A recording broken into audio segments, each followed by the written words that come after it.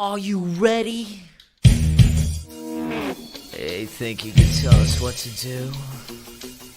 You think you can tell us what to wear? You think that you're better? Well, you better get ready.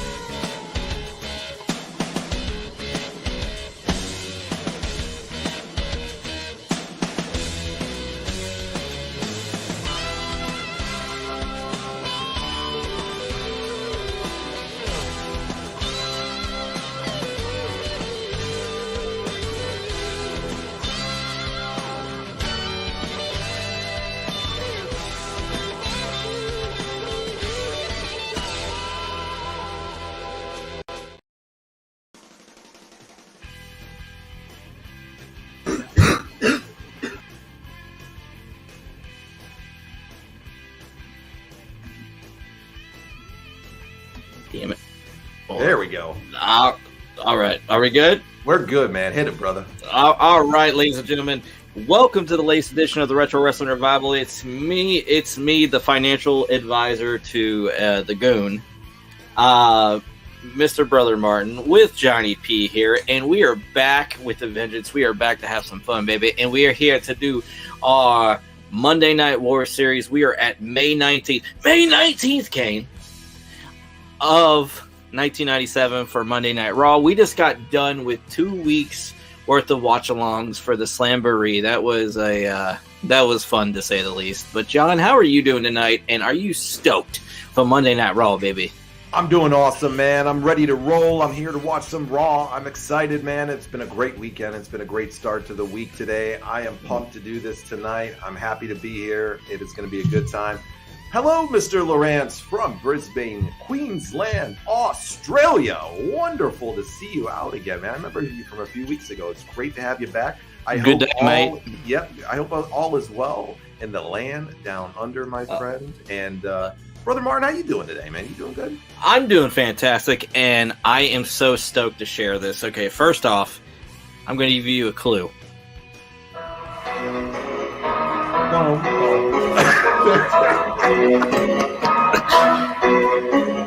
Okay, do you know who that is? Of course I know who that is. That is the Goon, Wild Bill. Oh, and speaking of the Goon, you graced me with a wonderful gift that I got like a few days ago. And for a little bit of inside baseball for everybody, me, John, and Daniel, we send stuff to each other. And some of it is a genuine thing saying, hey, thank you for being my friend, and I genuinely care for you. And then there's also the ones like this where it's to crack my ass up, and I greatly appreciate it, John. And I got an official autographed picture of the Goon. How cool is that? So yes, John. That's like, who's your biggest match? What the hell? I've been doing this for fucking 40 years, and you're asking me who the fuck's my biggest All match? right, you're a fucking worthless. You're a fucking worthless drunk. Go to hell, you worthless loser. Thank you. That clip is like the gift that keeps on giving every single time, Brother Martin. I just saw it online, and I was like, I just had to get it for you. I was like, this is like perfect, man. I was like, this is totally for Martin here. I was like, I was like, this is Martin all day long here, man. This is awesome. I mean, it doesn't come close to my official Greg Valentine knee brace or shin guard. Sorry, but straight up, I greatly appreciate it, brother. Thank you. This is awesome. Daniel, when he comes on later tonight, when he pops on, I'm sure, ask Daniel what I got him, because I sent Daniel a very special gift too. So I'm excited. It's gonna haunt him forever. So I found one for Daniel too that I sent to him. Things are going great down in the land down under. How are things your way? Things are going great here, Lawrence. The weather is getting much better here. It's definitely getting much more beautiful this time of year here in New York. So it is wonderful. I love Hannibal to TV all the time. I think he's hilarious. I think he's a great interviewer, Lawrence, and I love his shit. And the Wild Bill one was just a tremendous train wreck, to say the least. So, outstanding. Yes, really outstanding. Was. Just outstanding stuff. And like honestly, I would say Hannibal was one of the originals on YouTube for shoot interviews, and to do like the sit downs like with wrestlers. I would say him and Sean Oliver. I would say those are like the two originals. Don't quote me on it, but yeah. Yeah, they're pretty much two of the big pioneers of it. Sean Oliver's fantastic too, and he's great on the weekly show with Kevin Nash, and he's always been great on the shoot interviews. Big fan of Sean Oliver's stuff. I've always loved his work and everything like that. Hannibal is, I know, controversial at times, but I think Hannibal does a great job on his interviews for the most part. I think he's always a lot of fun. So it's always great, if people do those types of things, to see them, do good stuff. And it's fun to make them interesting sometimes. And Hannibal definitely doesn't bite his lip on things. Go to hell, you worthless drunk. You loser. Thank you. The thing is that with a lot of these wrestlers, they don't go on for free. So, I mean, he's going to come out of his pocket to pay these guys. And it's not fair, because you got people like the Goon, which I guarantee you charge. Oh no, he pays everybody, I think, to go on his. Oh yeah, and he shows his ass like that. His guest booker stuff is fantastic, Lawrence, and then he does the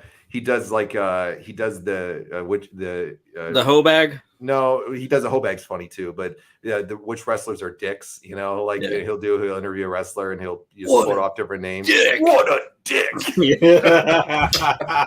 You gotta love it, man. But we got a great show tonight, everybody. It's going to be a lot of fun tonight. We're going to be checking out the May 19th, 1997 edition of Monday Night Raw. So if you want to watch along with us, queue up your whatever you watch on. If you watch on the Peacock app like us, you can go right on over there and check it out too. So we're going to be watching once again May 19th, 1997. This is our Monday Night Raw series. So if you're new to checking out the show here, we do this every week. We alternate between Monday Night Raw and WCW Nitro from the Attitude Era, and we compare week to week what goes on and what we think are the best ones for that week. So it's all our opinion from a fan's perspective here, and then we also throw in the along with that, we throw in the pay-per-views that go along with it. So if there's a pay-per-view along with it, we add that in right to the rotation, and we usually do the pay-per-views in 2 sittings. So the past 2 weeks, actually, we did Slamboree. So we broke it up into 2 parts for Slamboree, and we did Slamboree 1997. So this week, we're on the 19th of May for Monday Night Raw. Next week, we'll be doing the 19th of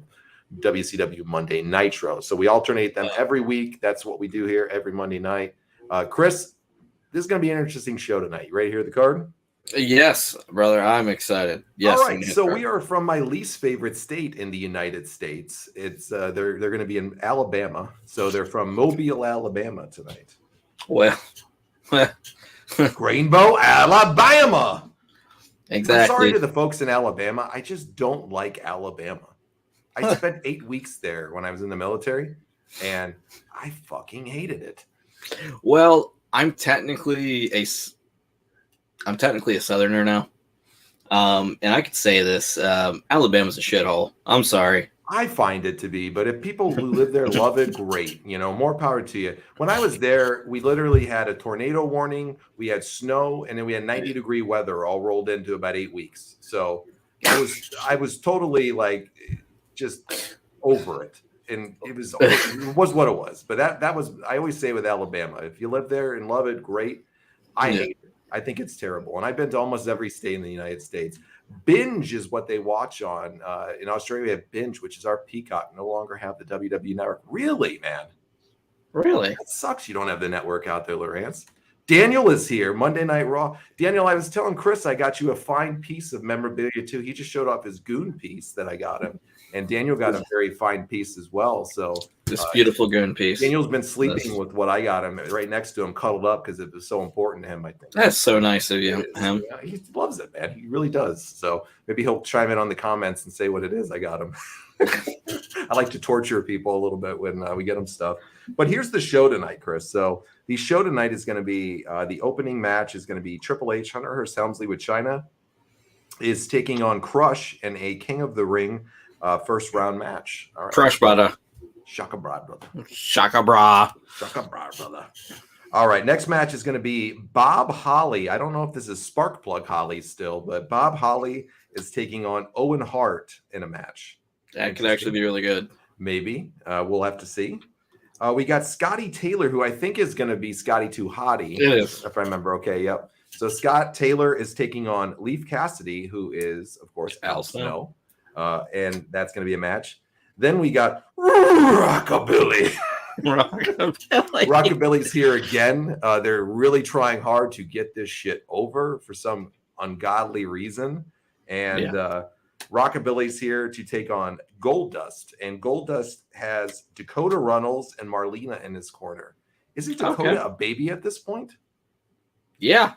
I guess the baby's in his corner tonight. All right. Interesting. And Dakota, a shout out to her. She just had a baby. So wonderful. That's great. So Mr. Dustin, he's a grandpa. Wonderful. So that's cool. That's awesome. Congratulations to Dustin and Dakota and their family. And that's a wonderful thing, man. I'm glad to hear that. Yes. Then we got Faarooq, and he's taking on Rocky Maivia. And in the main event tonight is Stone Cold Steve Austin taking on Jim the Anvil Neidhart. Yeah, baby, yeah. What? Let's see. I'll go to Lawrence first. Lawrence says Binge is a streaming platform like Netflix, and they have a deal with the WWE to show their stuff in Australia. Okay, awesome. Lawrence, my daughter is actually going to Australia this summer. So she is going to Melbourne this summer. So is she going to hop in a kangaroo pouch? She wants to go play with the kangaroos and go out in the outback. So I have no idea what she's going to be doing out there, but she's going to Melbourne this summer for 3 weeks. Well, there's one thing she's not going to have to worry about while she's out there. And you know what that is? What's that? A mass shooting. Yeah, well, that's very true. Because they haven't had one since 1996. There we go. All right, man. Daniel chimes in here. He says the hammer being considered a very fine piece is something that even a gambler would never bet on being said ever. Greg Valentine signed 8x10 is something that even homeless people wouldn't even take if guaranteed them a free place to live.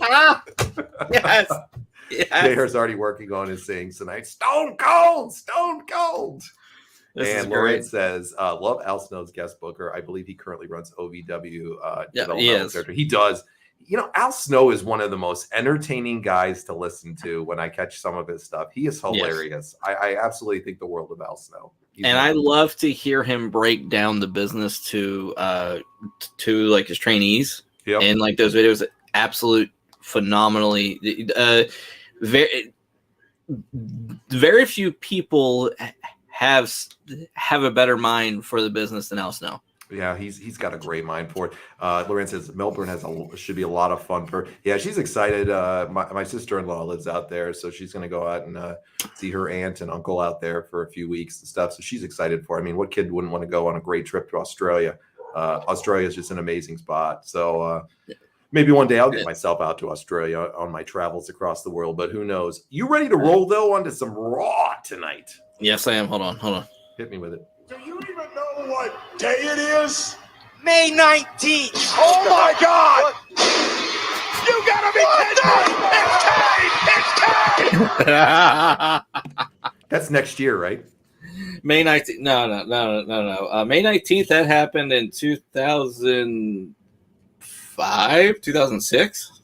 That's whenever he faced the fake Kane, which was Luke Gallows. Okay, gotcha. That's a forgettable time frame that I wish to never get back in my life. God, some horse shit there. All right, buddy. You got All the Peacock app rolled up and ready to go. I am getting my headphones on, and we're doing this right now. All right. But speaking of family, because you got family from the Philippines, me and my wife were watching this thing online about the floating, so like the floating houseboats that have basically like the bedroom, like there's no window, you look straight into like the ocean. I mean, and like they bring the food to you right on a boat, all that. Dude, absolutely beautiful. And I had no clue that there were so many islands within the Philippines. There's like 26,000 islands out there.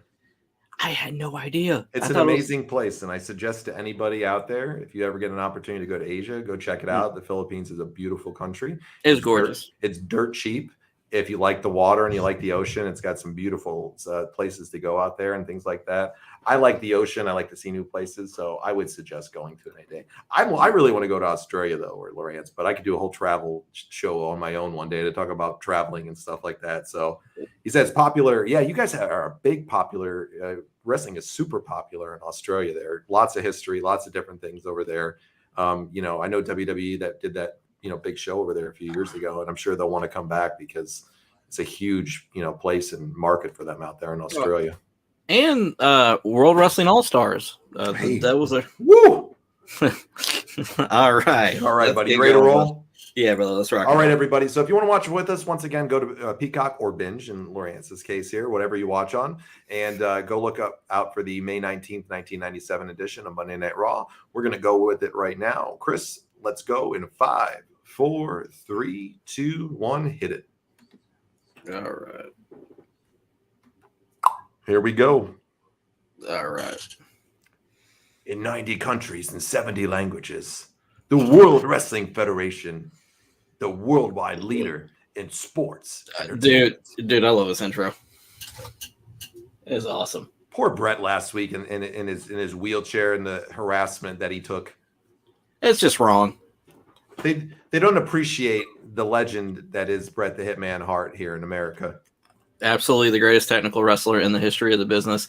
And by the way, that picture you sent me of was that you or Daniel? Like, that sent me the picture of the soldier, and it was a picture of Chris Benoit. That was me. That was me. Somebody was clowning on Gina Carano, and she had no idea. Are you serious? Impact Wrestling is touring in Australia soon. Did you know that, Chris? I had no idea. Wow, that's true. Are you going to go check it out, Lawrence? With all due respect, I'm not a fan of the modern Impact Wrestling, but I mean, I haven't watched it. I've heard some people say it's some decent stuff. I mean, you know how much I admire the early years. Sure. I absolutely loved them, but like the modern stuff like the past, I would say 5 to 7 years. I'm just not a fan of that super kick when he was in the wheelchair and he kicks him and Brett just goes keeling over the wheelchair there like he's dead was tremendous. Oh yeah, this is beautiful. And then Sean running through the whole Hart Foundation there. Look at the penny loafers that he's got on here. He just lost one of them in there. Oh yes. And right before we do the cameo of the week, like we're gonna have my like the sponsor that I was able to get for this show tonight is outstanding. Well, the cameo is going to be a tweet that you wanted me to check out instead this week. Okay. We're gonna do that instead because you told me you wanted my reaction to a tweet, and I guess you think I'm gonna get a pretty hot reaction over this. I guess, right? Yeah. Yes, you will. All right. I can't wait to see it because it takes a lot to get me fucking hot like that. So I'm interested to see. It's from a classy individual. Oh, okay. There's a lot of them out there, so I'm interested to see a tweet of the week here. Jesus, look at the strength on the Bulldog there, man. Carrying Michaels. Good Lord. Boom. Austin clobbering him right in the back. Oh, that was a real hot end to the last Raw. I know it's been a few weeks since we've been there, but yes, it was. Absolutely, Jesus. Everybody like the storytelling, everything is just so damn good right now. I just, dude, you talk about like the chemistry with everybody, man. It's just outstanding. The storytelling, the threading with everything, just perfect. Lawrence says current Impact can be like current WWE, lacking at times with direction for sure. Yeah, I've heard of some good matches and stuff, but that's what I've kind of heard from people. They said it's pretty good and it's improved in some ways, but they definitely lack some of the direction sometimes. I've never really been a big Impact guy to watch it. I've caught it a little bit through the years, but not a ton. The most Impact that I've really watched was with you before they blocked us from putting it up. So, yeah, which I thought was absolutely stupid. Oh crap! I skipped the intro. Oh, what's your timestamp? My timestamp is 3 minutes and 28 seconds right now. All right, let me know when you get 3:44. Okay, I'll let you know. I always say it every time each week. I love these old Monday Night Raw intros. It's my favorite one. All right, Chris, you can hit it right about now. All right, perfect.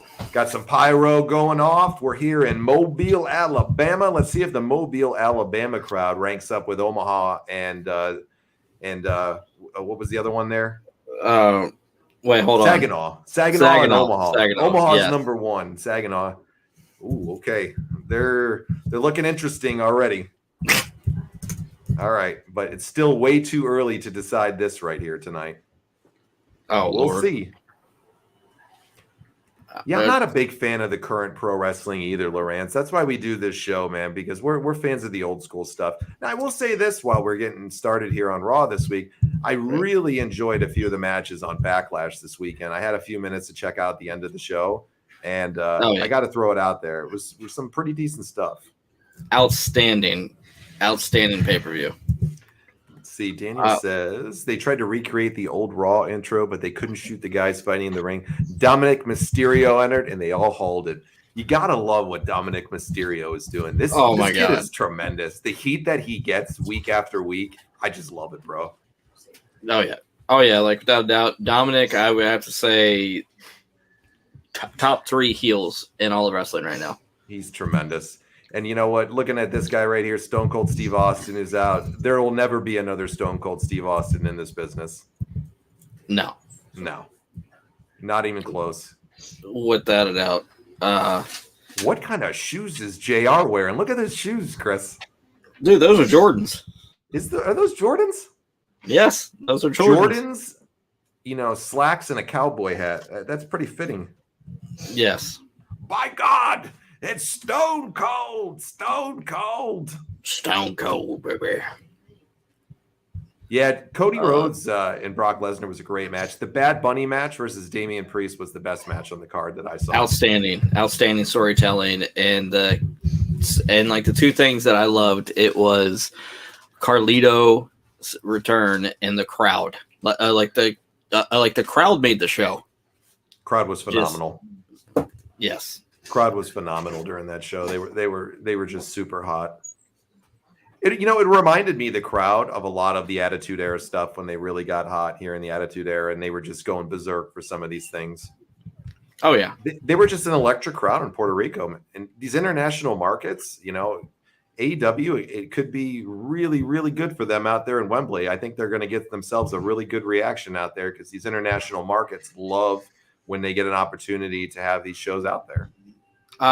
So far, from my understanding, they've sold like 60,000 tickets. Oh, good for them, man. I'm glad for them. Daniel says you can't because everyone gets too butthurt now. Stone Cold was the perfect guy for a perfect time. Yeah, there's no way he could do the things he's doing at this point out there. Oh, yeah. Savio Vega did appear, Lawrence, and he looked tremendous out there. He got a huge reaction, too. It was great to see Savio out there on the show, and, he was out there, too. Savio is a legend from the island, and a legend, a pioneer, and he does not nearly get the love in America that he deserves, in my opinion. Savio was very good in a lot of ways. He had a good career to him, that's for sure. Yeah, he did have some really good stuff in his early run with Stone Cold, for sure, Lawrence. He was one of the was that when he was the ringmaster? Yes. And the thing about it is that if it wasn't for losing to Savio, he never would have transformed, I think, into the Stone Cold gimmick there, because that kind of ended the ringmaster stuff, if I remember. That's true, but also like the feud with Savio helped with Steve taking that next step. So Savio, like, we definitely do need to he deserves his kudos. Oh no, big respect for him. He's had a tremendous career for sure. And you see Austin at this time, and you just see how he has transformed his career over the last year here, the last year run. You go back to King of the Ring 96, and here you look at him in May of 97. Whole different world for a guy that was on the chopping block, or in the early part of 1996 with a dead ass gimmick. So yep. And I agree. Look how you can turn it around and make your career into something tremendous. And he, of course, ended up becoming one of the biggest icons in the history of professional wrestling. So, I think it worked out pretty good for him, don't you? Just a tad bit. Just a little bit here. Yeah, just one of the biggest wrestlers in the history of the business. What did you think of Shawn Michaels at this time?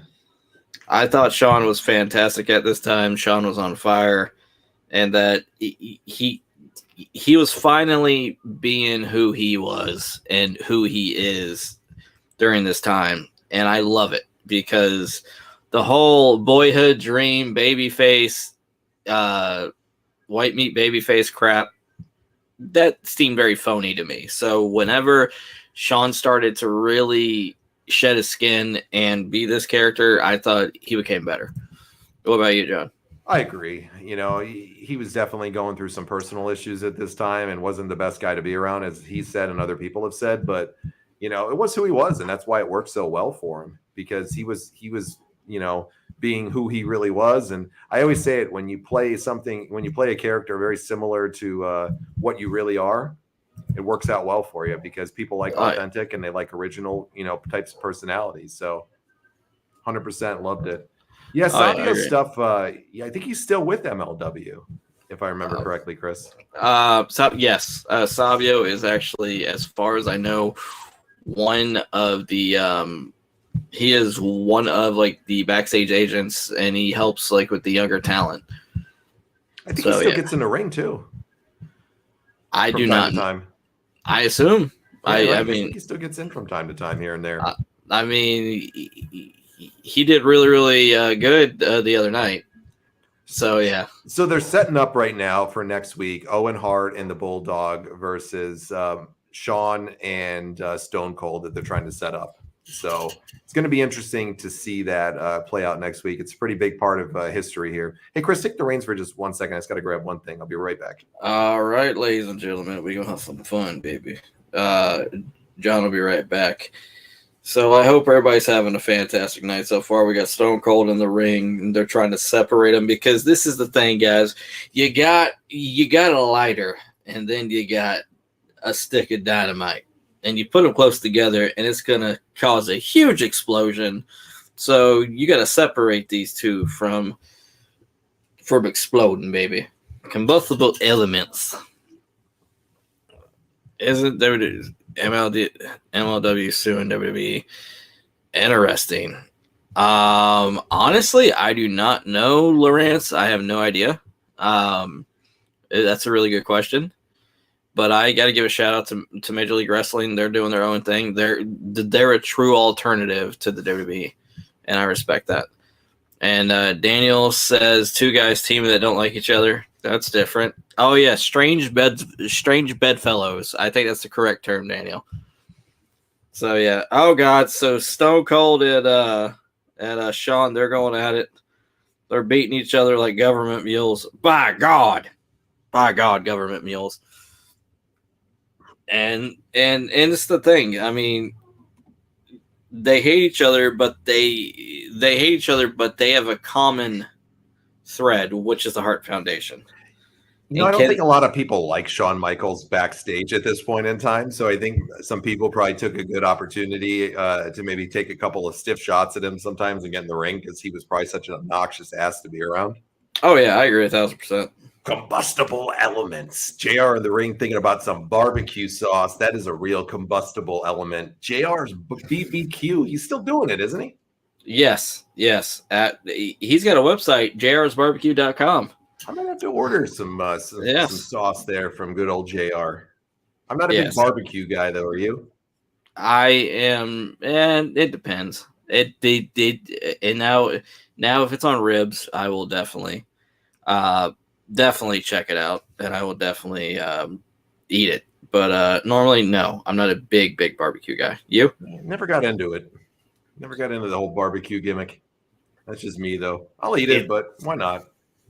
Yeah, there's always some interesting stories regarding HBK and the Click. That's for sure, Lawrence. I always enjoy listening to some of the stories about them back in the day. But you know what the good thing is that you hear is that he turned his life around, got his ass in check a little bit, and went out there and he's been doing great things for many, many years. So everybody has their down points in their life and moments where they make mistakes, and he turned his around. So hey, it's all good. And whether people they agree with it or not, or they think it's a cop out, the fact is, if Shawn finding God is what he needed to turn his life around, good for him. Yep. Which I support him even more. I mean, Jesus, look at Vader's nose, man. Oh crap! What's your timestamp? I'm sorry. The timestamp is 13 minutes and 55 seconds. They're replaying here, folks, from Cold Day in Hell with Shamrock kneeing Vader right in the face and busting his nose. Kneeing him right in the balls.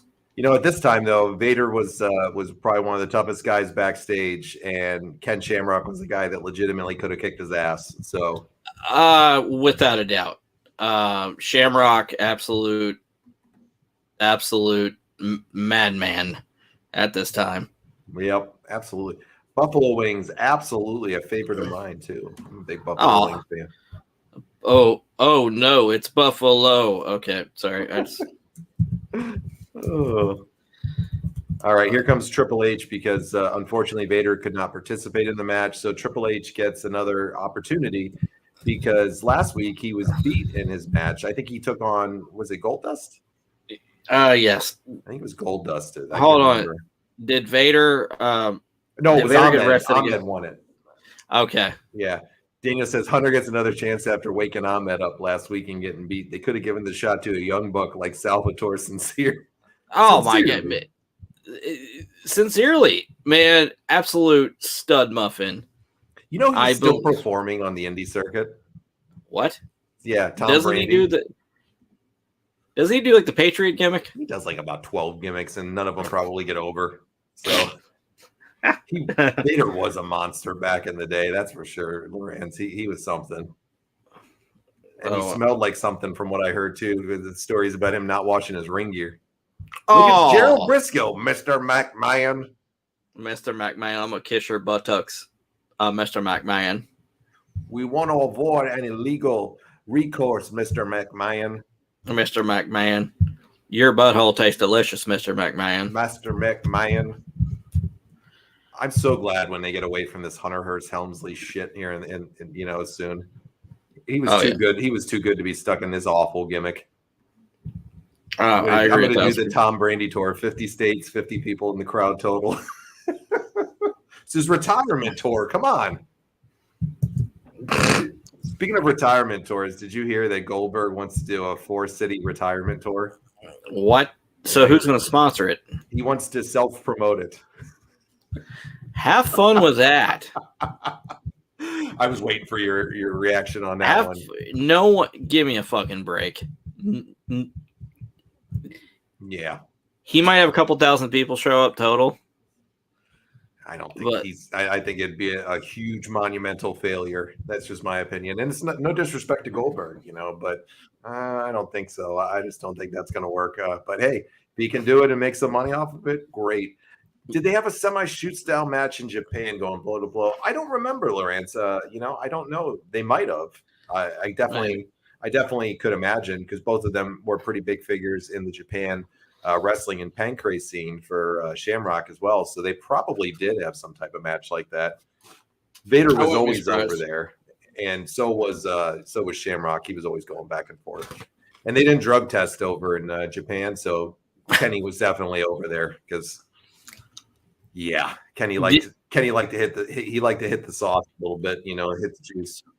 Well, special announcement. They All Elite Wrestling, they have a brand new signing. Who'd they get? And I'm going to reveal it on the show. Here we go. Deodorant. It is All Elite. Wow. Yeah, I don't know. Tony Khan might have spent about a couple million on that one because there might be some stench in the back there. I'm just going to throw that out there. Daniel says this match would be a lot different if it was Kona Crush. That cast from Doink changed him. I mean, it turned him into an Islamic fundamentalist with a tattoo on his face, Daniel. He's no longer crushing things like he did when he was a kid. It's sad. It's sad what these traumatic events could lead to with these people. You know, it's like a lot of people, like they go to prison and then they turn to Islam, they turn to Christianity, like they turn to Buddhism. I mean, it takes something. Dominic, and you just turn to an all-around badass when you go to prison. Dude, Dominic, man, I would stealing his Jello cup. All right, his fucking pudding ain't going nowhere. I would be scared to mess with Dominic in prison, man. He's a bad dude. Let me tell you, fuck with his pudding. See where that goes for you. Okay, hold on. Haku in prison or Dominic? Do you even got to ask that question? Dominic all day. All day. Dominic's like a whole different man in the joint, bro. Like Haku's the all-time toughest of all time. Put some cuffs on Dominic, throw him in a cell. He becomes just a madman. Like he just can't help himself. Haku doesn't got a shot against prison Dom. No shot. No chance in hell. Well, yeah, no, and like honestly, which I can't say it nearly enough, but like the reactions Dominic is getting, it's outstanding. Yeah, no doubt about it. Dare I say, one of the best character changes in modern wrestling history. It's tremendous. I hope he keeps up with it. You know, when you talk about all-time tough guys, this one guy in the match here does not get a lot of people that Earl Hebner? No, not Earl Hebner. He's a little bit better in my book after he did the right thing by Brad Attitude, but that's another day and another story right there. But, you know, one of the all-time tough guys that people say, you know, that you don't hear as much about because his, you know, of course, passed away many years ago. Yes, sir. And Brian Clark told us this on one of our streams a couple, you know, years or so back, that when we were talking about all-time tough guys and we asked him that question, you know, Brian Clark, for anybody that doesn't know, was his partner in WCW. And was also known as Adam Bomb, Wrath, whatever you want to call him. Brian Clark, when we asked him that question, said that he thinks the toughest person he was ever out there with was Brian Clark. He said he was on Brian Adams, you mean? Brian Adams, I'm sorry. Yeah, Brian, the double Brian's there. Brian Adams Crush, he said, was the all-around toughest guy he'd ever been out there with. That if he was going to get in a fucking bar fight with somebody, he wanted to go with Brian Adams. So, you know, hey, if a badass like Brian Clark's putting him over and saying that, you know, Brian Adams, aka Crush, had to be a pretty tough guy. And even at Brian Clark's age, I would still not fuck with him. I wish Chuck Norris was all elite, Lawrence. He should be there. No doubt about it. We need some Chuck Norris memes in our life here soon. Haku bringing Dominic his magazines in the crapper. Yes, we can thank Rhea Ripley for the change. Mommy does change everything, that's for sure. She does. Even Dominic said that mommy hugs me so hard that I feel like she's gonna break my back. Yeah, mommy's something else, that's for sure. The nation is imploding right in front of us now. Uh-oh. This is going to be a good thing, though, that we're going to get a switch up in the nation here in the very near future, because I think they were starting to get pretty stale at this point. What do you think? I thought it was terrible. Yeah. Yeah. They were starting to get a little stale. It was a good thing. Like you're not gonna hear me stick up for it. I just was not a fan of that version of the nation. I respected the men in the group, but I just don't think they worked well together. It started off okay, you know, but it just got so drawn out with the Ahmed Johnson stuff, just week after week for endless amounts of time. I mean, when you bring in a no talent ass clown like Ahmed Johnson, you know it's eventually going to wear its course pretty fast because he just didn't do it, and he had every week the same freaking feud forever with them. It was time for them to definitely make a change. So what was worse, that feud or Benoit and oh Jesus, man, wow, whoa, you put me on the spot on that one. Benoit and Sullivan, yes, against Faarooq in the Nation versus Ahmed. Wow, yes. I don't even know how to answer that. It's just awful. Yeah. Hold on, I'll get to this in a sec. Back to this in a second. Are they really like trying to put Bob Holly over here because he's from Alabama and they got a couple of people in the crowd who know he is saying, Bob, you're from Alabama, so you're gonna win tonight. Yes, Bob, you're gonna. Can Bob pull off the upset here? Is he coming out as Sparky Plug or just Bob Holly? He could pull it off if he were to. Just look at these fucking two. Oh my god!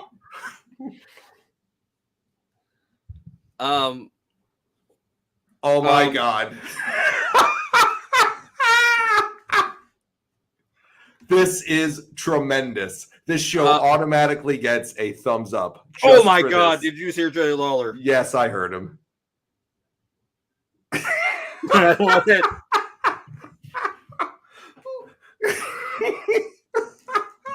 Wow. That just earned an automatic thumbs up just for that completely wonderful segment here. Oh, here he is. It's Sparky Plug. Chuck Norris uses pepper spray to season his meat. That backstage promo with Jerry Lawler right there ranks up right to me with Todd Pettengill singing the Macarena on Shotgun. Yes. Where is Ahmed anyways? That's the truth. He's been wrestling a lot lately. He needed like a 3-week nap.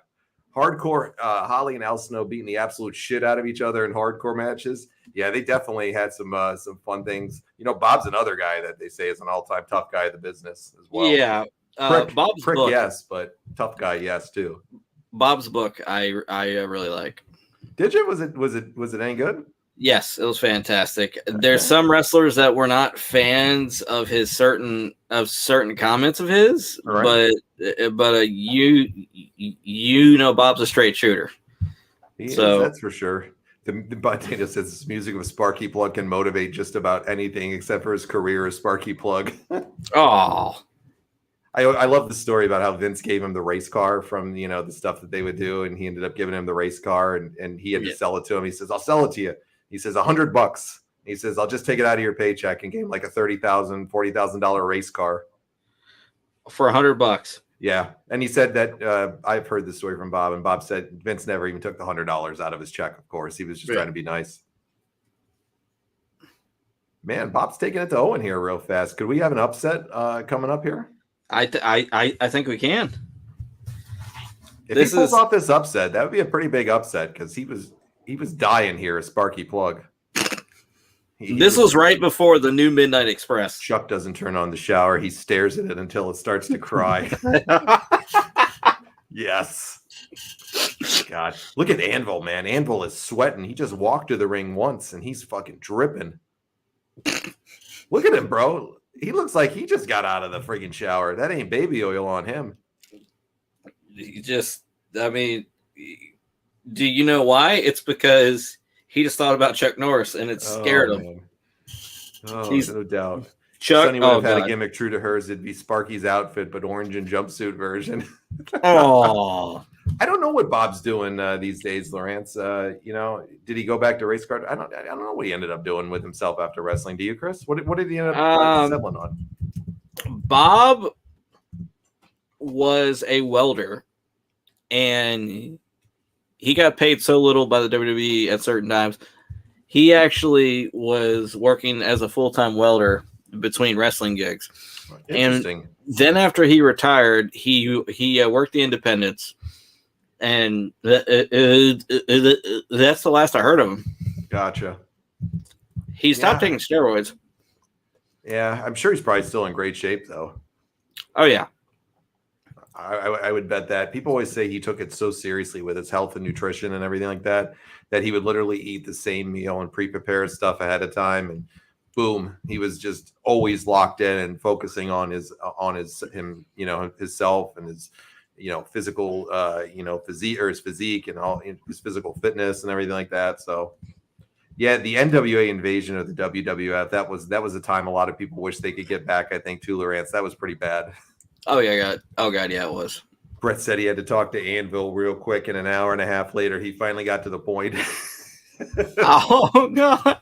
The best impressions of Bret the Hitman Hart is Jason Sensation. I'm a nugget. Oh, Jason Sensation does the best wrestling impressions in general, but his Yes. Bret Hart and Owen Hart impressions are just fucking spot on good. All right. So the last time Holly was in a ring, from what they say, he was May 7th, 2016. Bob pulled off the victory. What? Jesus. Good for Bob. Owen's having a temper tantrum now. Wow. That was a surprise, and it was clean, too. Dude, I'm going to make love to my wife with this theme music. Wow. You might be going all day and all night, man. My gosh. Yeah, Yeah, she did drive those monster trucks, Medusa did, Lawrence, and she had a hell of a lot of success doing it, too. So, she's a 2-time champion. yeah, she's legit, man, into doing that stuff. Jason Sensation was awesome. I agree, Lawrence. He was fantastic. I'm really surprised that Bob pulled off the upset right there. Which I try to get a hold of Jason so he can come on our show, but he is on and off social media like crazy, man. He is. So, in fact, I'll say this right here. I've had multiple conversations with him when I used to be on Twitter, and he would have his meltdowns. I had him ready to locked up to come on the show when we first started the show 5 years ago. And he was like, it was like the middle of the night or whatever it was. And I got a message back from him. He's saying, there's no time like now. Let's do it now. This was when I was doing the show with Jeff Maxson. And I said, hey, dude, I can't just hop on at 2:00 in the morning here. You got family and you got work. Yeah, and me and Jeff were doing everything for interviews at the time together, So I was like, I can't just do it. And then he disappeared, for a while, and he'll pop back on and off and stuff. Super nice guy, but he's just had his struggles with mental health and stuff. So I hope he's in a good spot. Sparky wins. This is a bigger moment than the non-existent children being born. Alabama, rejoice. Yes. Woo!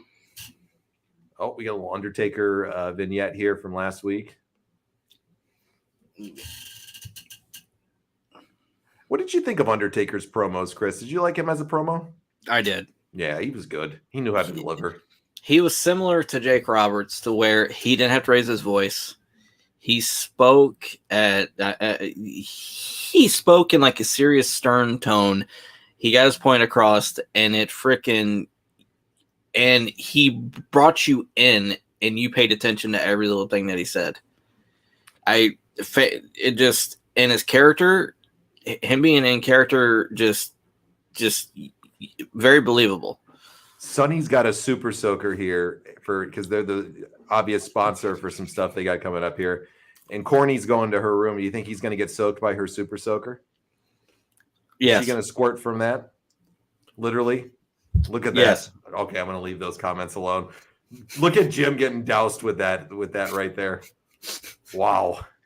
Boy, this show is delivering on some fucking awful shit in the back. It's great. It is. Never mind. I'm going to keep my comments to myself. That line from Super Soaker right there, which I'm not going to repeat on the air, is tremendous. I can't believe they use that as their catchphrase. Which I agree with it. Wetter is better. Which I agree with that wholeheartedly. Wow, I love it. All right. Wetter is better. It is. So Sean, I guess, is looking for his tag team partner here. He's recruiting Mr. Shamrock. How many pain pills do you think Sean's taken by this point? Ooh, man. He was popping that fucking shit like Pez back in the day. All right. He had to at least had 30 or 40. You can kind of tell with this interview. No shit. Ken looks like he was fucking smoking a joint in the back here. Look at his eyes, man. He is glazed over. He looks like he's been fucking hanging out with the Grateful Dead fans in the back. Yeah, man. Let's see. Lawrence says, I've done some live streams on Randy Hale's show, who'd work back around in Memphis, ran Power Pro, which worked with the developmental, etc. Oh, that's awesome, man. That was right before they started to work with Ohio Valley Wrestling. I believe you're right. Yeah, I believe you're right on that. Memphis Wrestling always had some great stuff. That's one we should look up one day for like a forgotten series, go check out, see if we can find some Memphis stuff. I think we should look at the stuff with Brian Christopher. Could be interesting. Jolly Rancher changed their slogan to keep on sucking at one point, so what slogan can't be used? Yeah. think they could get away with those slogans now? No, I don't Yeah. think they could get away with the show we're watching tonight. Yeah. When Jerry pulled those two dopes in the back. That was awesome. You got Jerry Lawler as a national treasure for some of the shit that he did in his career. Yes. Just tremendous. And Jerry just said Sean should be ashamed of himself for beating up a cripple. Daniel says Shamrock just looking at HBK like, keep your fucking hands off me. I'm sorry, I threw the fucking there. Keep your fucking hands off me. He knew Sean was with Sonny. Those hands have literally been everywhere. Oh God.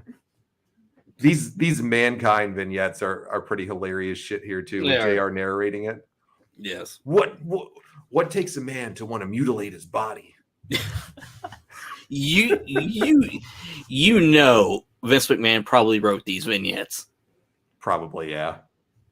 With all these big words. Doesn't he is it him or Kane that lights JR on fire at one point? It's Kane. Okay. Doesn't Mick hit him, like beat the shit out of him on one of these interviews that he does? Okay. I thought he did. And then there was the Dr. Heine. Dr. Heine. Boy, those are the good old days that I can't wait till we get to that point too. That's about 98, 99, if I remember correctly. I think something like that. Yeah. I think it's like 98, 99. That'll be because it'll be after Austin gets the title. I love how the Attitude Era was crazy like Memphis. Yeah, there was some good stuff. The birth of Dude Love, my favorite gimmick about to happen sooner than later. I love it. And the thing is that when it comes to the Attitude Era, we gotta give credit where it's due. Russo and McMahon, they completely ripped off ECW to create the Attitude Era. But they did a good job on it. They did, though. They did. Yeah. It's a watered down version of ECW. Let's just be honest. Ferrara too. We got the Ferrara in there. Old Oklahoma. But they molded it within their own image, and they did a fantastic job. But I don't like the fact that Russo never gives them credits. And he's like, well, I never used to watch the show. I have no idea what you're talking about. Dude, stop. Come on. Yeah. Hey, everybody rips somebody off in some way. There's very rare times that you see somebody with a completely original idea that wasn't done in some way. So believe me, it is what it is. Well, John, there's certain YouTubers that were flattered. Indeed. ECW took a lot from Memphis. I think a lot of people took a lot from Memphis with the shock and awe stuff that they would do. They did. Memphis was very, just look at the Andy Kaufman stuff that they were doing over there. People weren't doing that shit that much. That was the first ever sports entertainment storyline, in my opinion. Without a doubt, that started sports entertainment. Daniel makes a good point here. He says, I think that this was Mankind, before this was Mankind was a hated heel. This weekly interview with JL literally turned him into a babyface. Yes. Yeah. Very freaking true, man. Welcome to anybody popping out here on the show real fast. Make sure you like and follow the page on Facebook if you're watching on Facebook. And if you're on YouTube, make sure you hit that subscribe and bell button, please. That way you get notified every time we're doing everything. And please make sure to give a like on the video on whatever you're watching on, whether it's Facebook or YouTube. It would be greatly appreciated. Thank you very much. And Mick, once again, I say this all the time, the nicest wrestler alive. He is such a wonderful human being. He's got such an awesome heart. He's such a great storyteller. He's such a great writer. I mean, honestly, I cannot say one negative thing about Mick Foley.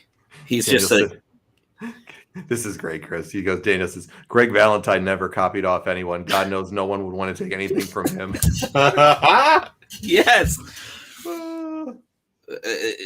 But like with Mick, absolute. He's one of the few people that you really can't say a bad thing about. Seriously, I love Mick. You know what's funny about Mick is he plays this just demonic character with Mankind, or when he was Cactus Jack, he was just a crazy nutcase out there. Dude Love, of course, was just a spoof and a fun version of something he always wanted to be, and tremendous. Ladies man, ladies man, loved it. But Mankind and Cactus Jack, those demonic personalities that he had, are just the complete opposite of who Mick Foley is as a human being. Just how he is in real life. He's a family man. He loves Christmas and a good guy. He's a charitable dude. Like extremely just the charitable. complete opposite. It's just tremendous. And the thing about it is that, like with Mick, most wrestlers, they can barely even pull off one good gimmick for a extended period of time. This dude did it with 3 successfully. Let's say 4 because of himself too. Oh yeah, okay. So Yeah, because he did all that right there. Lorenz said I met Mick Foley with his tour in Brisbane. He was a bit tired when I met him from touring, I think. Probably that and a flight too, Lorenz. The flight from America over to Australia is about 30 some odd hours. What? It's a long one, bro. It's long. I've been on some long flights, and that's a long flight right there. Oh yeah, you called me after you got to damn it, I cannot think right now. Yes, the Philippines, and you were flying for almost like a day, a day and a half. Yeah, a day and a half to get out there with layovers and everything like that. Yep, day and a half. I've done those many times. I've been to 19 countries across the world now, and I hate them each time I get on those long flights. He had to have had some jet lag there, Lorenz. Signed Cactus Jack shirt. Wow, that's a good piece of memorabilia right there to have. Mick has signed my encyclopedia, and I have a signed figure from him. Beautiful. So yes, and Commissioner Foley too. Some of his best stuff. And which absolutely, I mean, Mick is just an awesome human being. I just him, Eddie, and Cross, three nicest wrestlers I've ever met. There you go. There you go, man. So yeah, the music for the Mankind stuff that they would play, awesome. It was so fitting and perfect for it too. Just that little piano sound that they would make for it. How are you able to get these magazines like 5 weeks before they came out, man? I'm jealous. What can I say? What can I say here? I got the connections. I can't divulge my secrets in here. Yes, Daniel. It is the home of some great memorabilia as well. You can see a little bit of it behind there on my wall right now. But the Retro Wrestling Revival is the home of some wonderful wrestling memorabilia that we have out there. Yes, the collection is continued. Is being added day by day almost these days. And I got a picture of Mr. Bischoff autographed as well. Look at that. Look at that. That is tremendous. Absolutely. Right there. Yes. He even makes it more cool to me is that he's doing the Star Wars shit. I love it. Yeah, I know. I'm a nerd for Star Wars. Yes. I love me Star Wars. And here's another one signed by Bischoff. So yeah. And Stallion Bischoff is, I'm telling you. Yes. RVD made his debut on the last Raw here and really kind of wowed people a little bit. And JR and the King here are having a good little dialect here because Jerry was going over to ECW at this point, I think, right? Is that when he started the shit with Tommy Dreamer? Yes. And Bill Alfonso and stuff like that? That was some great stuff that they did. Yes. That was a good period. What does an average Alabama student get on his SAT score? 12. Drool. Look at a young Scott Taylor, aka Scotty Too Hottie, right here. Man, he's totally different than you remember him, huh? Oh God, yeah. Was this before the Too Much gimmick? I believe so, yeah. All right, fun fact here as we talk about tough guys in the business. And hey there, tough guy. Yep, so we're talking about tough guys here in the business, tough guys in general that we were talking about earlier. One of the all-time toughest is UFC legend Dan the Beast Severn, and did that short-lived show with Dan. Wonderful human being, wonderful guy. Yeah. You know who trained Dan for his first official UFC fight in striking? Do you have any idea, Chris? Mr. Snow. Al Snow, you are 100,000% correct. Al Snow, Dan had never thrown punches at people in his life, and he went to Al Snow's gym in Ohio and worked with Al Snow and trained him for his first fight for about a week in striking. Pretty tremendous, right? Al Snow. Why does it? Oh yeah, Al is a fantastic jack of all trades. And why doesn't Al have his own exclusive podcast? He's I would great. freaking listen I would to love that. It. Daniel says the crowd is going mild. LaFon and Furness are jealous somewhere because one fan is reacting. Oh, come on. It's true though. Like Okay, you gotta look at it. Some of these matches at this time on Raw, they would put shit like this on, and it's no disrespect. We're both fans of Scotty 2 Hotty and Al Snow, big fans of of them, and they've done tremendous work. But at this point in time, they just would put these shitty matches on and these gimmicks. Nobody cared. Why did OJ Simpson want to move to Alabama? Why? It's because everyone had the same DNA. Jesus Christ. Yeah, he says, what's it called? He said Dan wanted to go to Glacier's gym, but he stiffed him. What a big leaguer. Oh my God. He is a multiple-time NWA world champion outside of the UFC and MMA. That's for sure. He held that belt for like 4 years, right? No, yeah, he did actually. Why are there so many? Though it was in the downward slide of the NWA though at that point. Yeah, well, yeah, they were running like a show a year or something like that. Hey, but still, I mean that's a record. It is for sure. Speaking of records, megastar, so speaking of records, why are there so many unsolved murders in Alabama? Hit me with it. There are no dental records, and everyone has the same DNA. All right, we've lost our few viewers out there in Alabama by the end of these jokes here through everything. What is 20 feet long and has 5 teeth? An Alabama native? The funnel cake line at the Alabama State Fair. I'm sorry. That is awesome. Oh, I love it. Okay, I'll stop. I'm sorry. Don't stop, man. They're all gone already now. You've driven them all away by this point. The couple of people there, man. What do you call a genius in Alabama? Well, hit me with it. A visitor. All right, Lawrence. So here's a funny story. I asked Dan this question about Brock Lesnar and him. If they were to fight, who would win? And Dan said that he would be competitive with him, but he didn't think he could beat him. But he said he definitely thought he could give him a run for his money in his prime, but he said that Brock was just a whole other level of in some ways than him. Dan was never a striker and never hid that fact. In fact, he would say that he didn't train striking barely at all. Oh my God. Did you see what? Why would he go away from his bread and butter? So I would love to see those matches too. I think it'd be a lot of fun. Oh yeah. Stone Cold's on the warpath tonight, buddy. The jobbers getting victories tonight. Anything can happen in the WWF. Well, that's what they say. Yeah. Anything can happen and probably will. In WWF. I want some more of these Jerry Lawler backstage mocking Alabama things tonight. Why did Forrest Gump choose Bama over the University of Florida? Hit me with it. He wanted an academic challenge. Isn't it the lowest state in the United States for like literacy and stuff? They're number 2 behind Mississippi. I think you guys are like number 3 over there in South Carolina, though. Shut up. Yeah, well, I'm just speaking facts here, buddy. What? Whoa. 98% of my education was up north, so don't go there with me. That 2% brought you back about 5 years, though. No shit. The average senior here in South Carolina, they are studying on a 9th to 10th grade level up in Pennsylvania. Really? Yes. I'm not exaggerating. Like they're behind. I've heard they're 2 or 3 years behind in some of the southern states. I've heard that. Yeah. That's pretty crazy though. You said the average what now? The average senior in high school here in South Carolina, they would be at a 9th or 10th grade level in the state of Pennsylvania. Okay.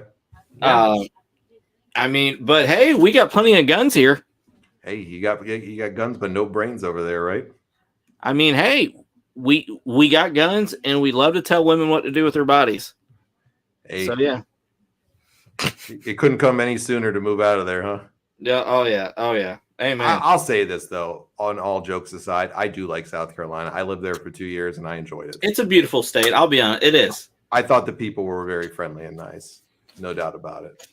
Well, I mean, but honestly, when it comes down to it, whenever like you don't have very big brains, I mean, you got to make up for it with something, kindness. Hey, you got to do what you got to do. Lorenz says, isn't Robbie Eagle, aka the Stro, from WCW, based in South Carolina North? I don't know, Robbie. I don't know much about Stro, about Robbie Eagle, so I have no idea if he's based out of there, Lorenz. The Stro was the one that was with Ryan Shamrock in WCW. Okay, I think I don't know where he's from though. As a matter of fact, the Big Show's from South Carolina. I know that. I do know he's from Columbia, right? Yes. I'd have to ask. I know somebody that interviewed him, Lawrence. I'll have to ask him if they know where he's from, or I'm sure we can look it up actually. But there's an interview somewhere out there that somebody that we know is done with him. I wasn't really that interested in him, so I didn't really. Shelton Benjamin is from South Carolina as well. He's from Spartansburg or Greenville, Spartanburg. Damn it, my stutter. Orangeburg, South Carolina. Orangeburg, there we go. Orangeburg, yep. Yeah. Robbie Eagle is from Raleigh, North Carolina. Raleigh, North Carolina. Okay, great spot in Raleigh. I like Raleigh. I'll be honest, I love North Carolina a hell of a lot better than I do South Carolina. But that's just me. I think North Carolina is one of the most beautiful states on the eastern side of the country. Oh, I agree 1,000%. I vacation down there every year for a week usually. So love the beaches. Wilmington is a beautiful spot. Raleigh's beautiful. And of course, we have to put over the greatest city in North Carolina, and that would be Winston-Salem, because that is where that's Brad Attitude's stomping ground. Right? Dude, absolutely phenomenal. Rock and roll is Tennessee, I think. Lawrence rock and roll's from Tennessee, right? Yeah. Hold on. What, the Rock and Roll Express? Yeah, Rock and Roll Express, I think, is like Tennessee. I think. Yeah, I think they're based out of that area, because they were Smoky Mountain and stuff too. Yes. So I think they're Tennessee. Because I know Ricky lives in either North or South Carolina. I know that now. Does he? But, I thought he had a school in Tennessee. The School of Morton or something. I don't know if it's. I'm not sure. I think it's school. either that or South Carolina. So it's either that or Tennessee. And also, one of the nicest wrestlers in the world, Hacksaw Jim Duggan. Ho! He lives in South Carolina as well. Oh, okay. How's Hacksaw doing these days? He's still kicking cancer's butt, right? Oh God, dude, he's kicking ass and taking names. He is in remission again, so I'm so happy for him. Daniel, you're spot on. Daniel says North Carolina has to be beautiful. They get daily checkups from Brad Attitude. Every inch of NC is on alert. He could be popping up anytime. You don't want to piss him off, man. Hell yeah, tribal chief. Okay. So the Big Show was born in Aiken, South Carolina. Aiken, all right. Lorenz says, is it true that Jim Crockett promotion style of wrestling is still big in South and North Carolina? Yes. Is it, Chris? I don't know. I've never really watched wrestling down there or anything anymore. Yes. Which, as a matter of fact, we're getting ready. AML in North Carolina, where Brad runs, I could see the Jim Crockett style there in AML. They just did a scaffold match, the I Quit matches, the guys that run, was it WrestleCon every year? Yes. Tracy and his Tracy Myers and his other partner, I can forget his name. We had him on the show a couple years ago too, and they own AML, and I think AML is the biggest promotion in North Carolina for the Indies, so they definitely have that type of feel. And the NWA next month are going to be in Winston-Salem for the Crockett Cup. So okay. You gonna go check it out? There's a good chance. Honestly, there's a. Depending on my work schedule, I think that there's a good chance I might go. So that'd be cool for you. Hardys are from North Carolina, Lawrence. They're from Cameron, North Carolina, which is right outside of Raleigh. And Vince McMahon was actually born in North Carolina. So yes, Daniel says they need to do away with the Crockett Cup and do the Attitude Cup. Oh hell yeah, my friend! They can't afford that. They're on a limited budget over there at the NWA. It's bargain basement over there. They can't afford the Attitude Cup. Oh, and believe me and you, we've already gone through our budget for the year, so we know all about budgets. You had to book all that shit on that show. It was tremendous once, but now we're screwed for the year. I mean, you pulled out now. Now it's definitely. I pulled out all the stops. It's hot sandwiches and cold beer for everybody at best the rest of the year. Sorry. Yeah, it's all right though. It was worth it. Oh God, yeah, it was. It was outstanding. Here's Brett riling up this crowd in Alabama right now. They're loving this. Get over the border. Oh God. Go back to Canada. Damn it, these flies. I love. Sorry. I love him just antagonizing these crowds, calling them a bunch of hyenas. Oh my God, yes, I love this. You stinking hyena. Speaking of hyenas, my wife and my daughter, they just came in from outside and like there's a couple flies flying around in here. It's just driving me nuts. Are they flies or moths? Flies. Oh, well. Fucking flies. I hate moths more than flies. That's one of the sucky parts about living down here is that especially when things warm up, the flies come out, the pollen comes out, everything. I mean, it's there you go. Boy, they're pegging them right now. The crowd is pegging them. Jesus Christ. He's pissing these rednecks off. No pun intended. It breaks my heart that Brett is the only one that's still alive. Yeah, pretty amazing when you look at this. None of them are around except for Brett. God, that breaks my heart, man. That's kind of reminiscent of what happened with the Von Erichs, you know. That's what I love about the watching the stuff on Peacock is that you can always go back and you can always relive this stuff, you know. Better not invite the goon. Your hot sandwiches and cold beer budget for a decade will be gone in 15 minutes. Lawrence suggests that the NWA rename it the Corgan Cup. Yep. Thank you.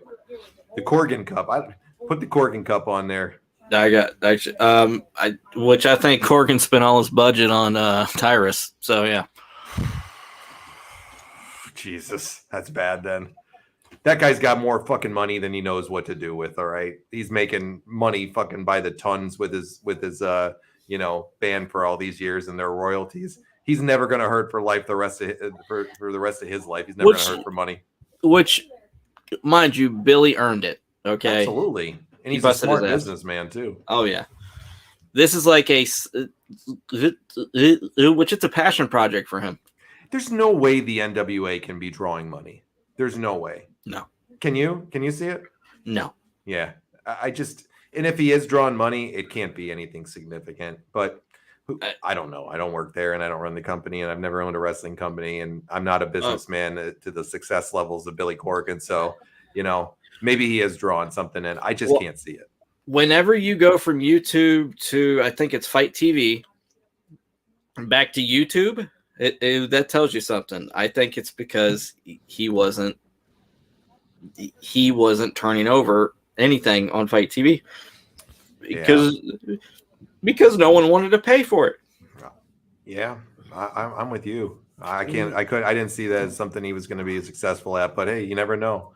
Once again, he's a much smarter businessman than I am and much more successful. So, hey, who knows? Maybe he's doing something. Maybe he's making the right choices. Maybe he's just doing it to have fun. I have no idea. Yeah. Lorraine says, I'm sad as well. Love the foundation and the Von Erichs. Yeah, me too.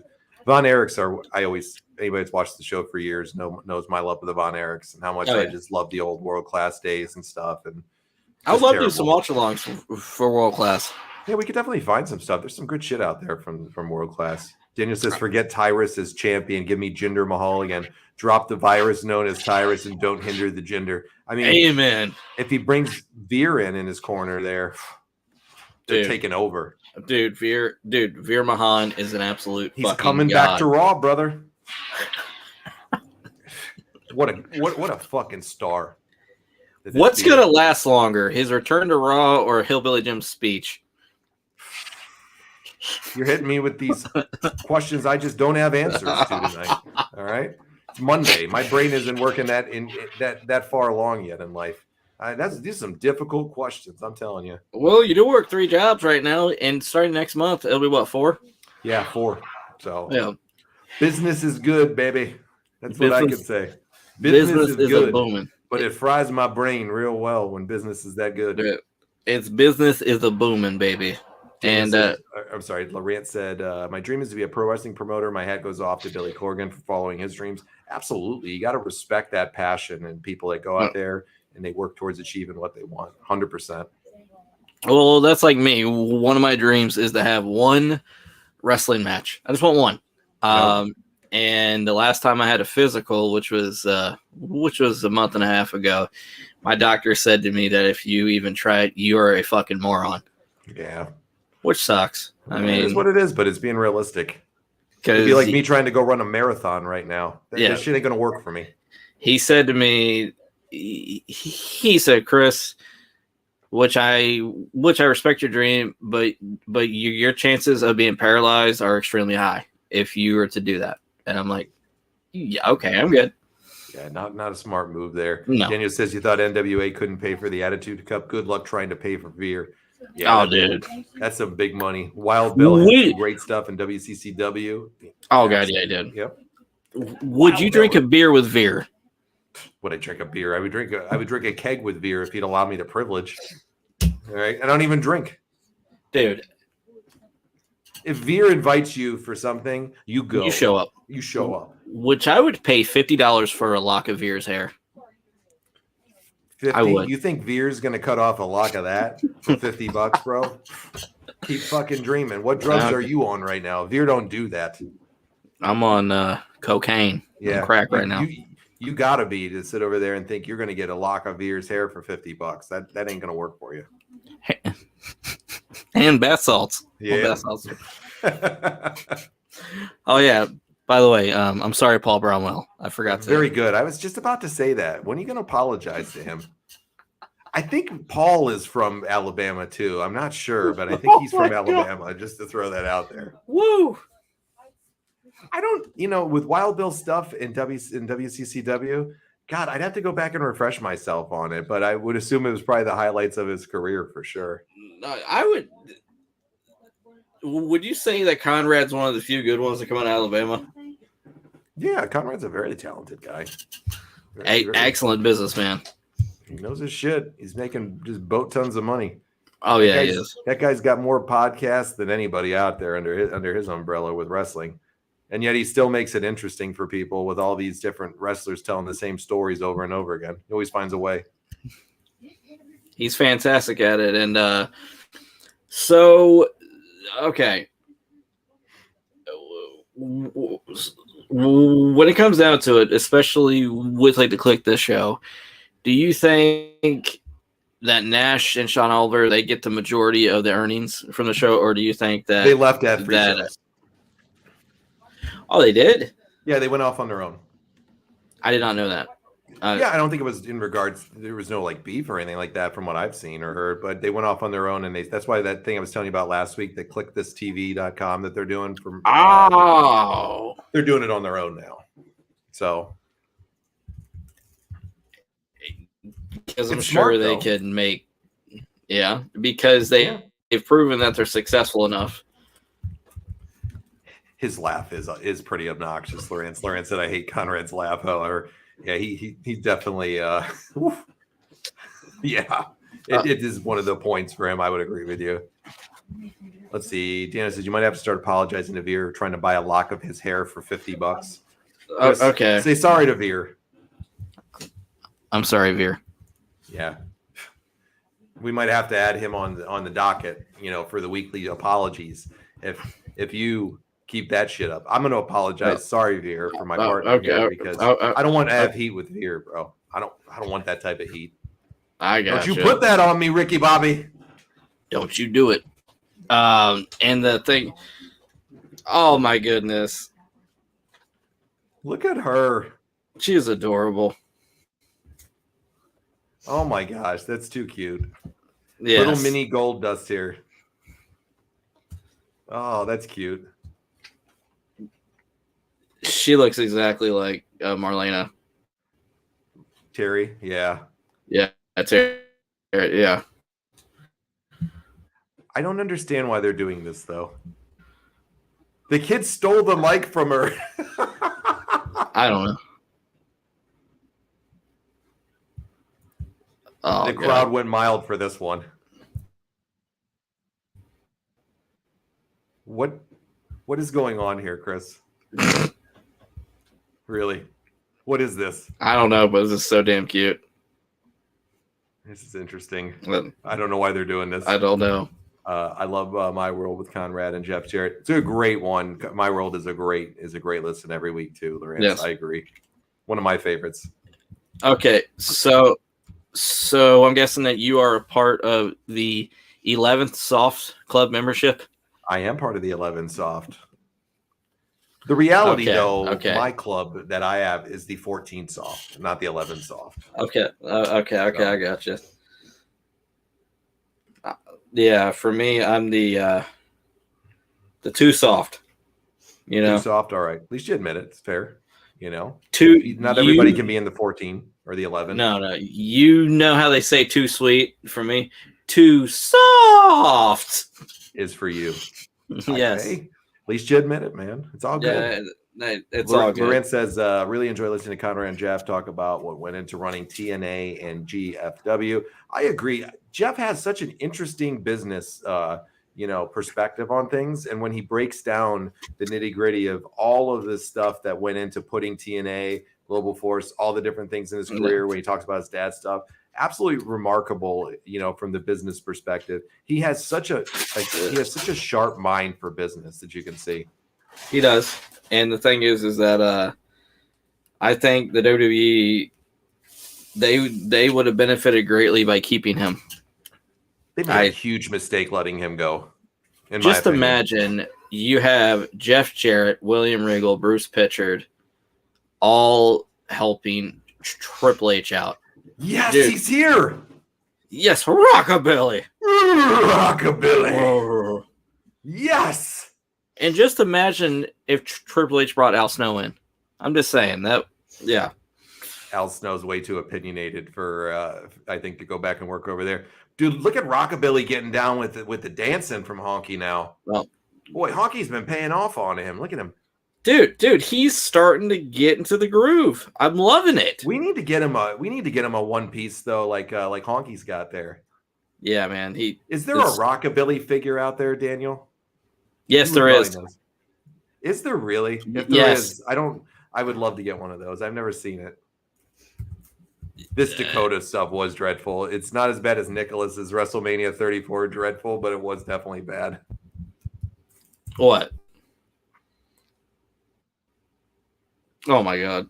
Yeah, he's got some interesting stuff at times, Lawrence. He definitely does. When you listen to him, give his perspectives. I mean, you get a guy that had it from, took the WWF to a different level for those few years when he was over there booking it. So he definitely knows his stuff, from in a lot of ways. Or would you rather have BG James? I can't stomach him listening to him. I can't. It's something about him. I just don't enjoy him, Chris. I really don't. I find him obnoxious. Yeah. Oh, he kissed him. Ugh. It's yucky. Ugh. Not that we have a problem. Not that we have a problem with consensual men behind closed doors doing their own business, but on television, just come on. Anyways. Each his own. I just don't want to see it. Yeah, exactly. That's just me. Whatever floats your boat. Whatever floats your boat. I support you in anything you want in life. I just don't want to see it. But it was the androgynous character does fit perfectly for it. Oh yeah. Really, he took things to the extreme in that level, and just the shock value of the stuff that Goldust had done at points in his run. Yeah, absolutely tremendous stuff. Oh yeah, and it fit like a glove for him. And the thing is that Dustin, I mean, heck, me and you, like we're talking the other day about if you could pick any wrestler that's alive to train you, who would it be? And for me, I picked Dustin Rhodes. I think that he would be absolutely perfect based off the fact the guy with his family lineage, like with Dusty, like with his experience in the business, everything, man, I would just love to sit down and pick his brain. You said Booker T. Well, you gave me a choice between the two. That's not who I would pick to be my choice. Okay. But who would you pick? To be honest with you, I think the smartest and sharpest mind out there, they could teach you how to do it the right way. I would have to go with Al Snow. Okay. Al Snow would be one that I would throw out there because he just gets it to a different level. So Al Snow, Booker T, Dustin Rhodes would be a great one for sure. I mean, there's so many out there. The Dudley Boys would be probably a great one to have. I think they have their academy. And I know I'm missing a bunch that are out there that probably do a fantastic job too. But yeah, I'd probably say out in OVW, I would think Al Snow would be a great person to learn from for a few years. And then maybe branch out into a couple of other people that you could learn from as well. Mikey Whipwreck would be a good one too. Does he have a school? He does not, but he did help train quite a few people. So, the most notably, Zack Ryder was his biggest pupil. So, yeah. Zack Ryder was one, huh? Oh, interesting. Yes. God, for some reason I thought Zack trained with somebody else, but yeah, I could see that with Mikey being from that area. Yep.